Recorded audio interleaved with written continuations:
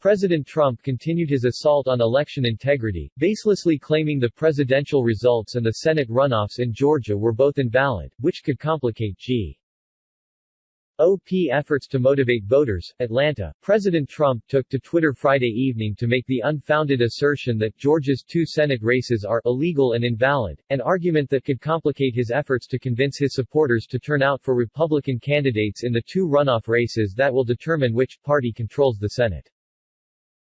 The president is set to hold a rally in Dalton, GA, on Monday, the day before Election Day, and Georgia Republicans are hoping he will focus his comments on how crucial it is for Republicans to vote in large numbers for Kelly Loeffler and David Perdue, the state's 2 incumbent Republican senators. But Mr. Trump has continued to make the false claim that Georgia's election system was rigged against him in the November 3 general election. Some Republican leaders are afraid that his supporters will take the president's argument seriously, and decide that voting in a corrupt system is not worth their time, a development that could hand the election to the Democrats.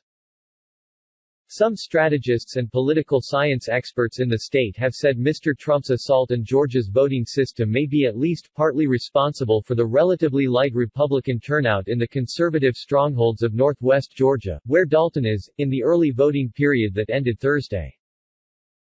More than 3 million Georgia voters participated in the early voting period, which began Dec.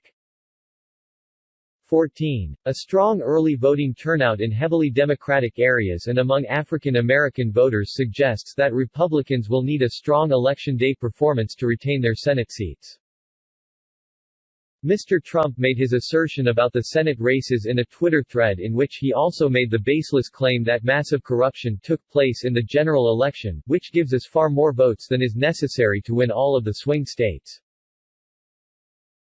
The president made a specific reference to a Georgia consent decree that he said was unconstitutional. The problems with this document, he argued further, render the 2 Senate races and the results of his own electoral loss invalid.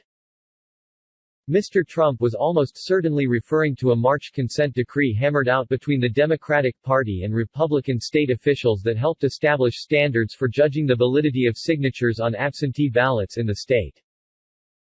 Mr. Trump's allies have unsuccessfully argued in failed lawsuits that the consent decree was illegal because the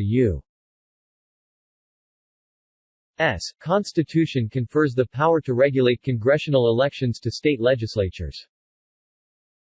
But the National Constitution Center, among others, notes that Supreme Court rulings allow legislatures to delegate their authority to other state officials. Since losing the election to Joseph R. Biden Jr. in November, Mr. Trump has directed a sustained assault on Georgia's Republican leaders, including Gov.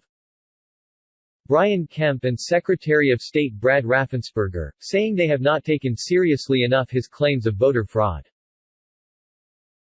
He has called Mr. Kemp a fool and called for him to resign. At a rally for Ms. Loeffler and Mr.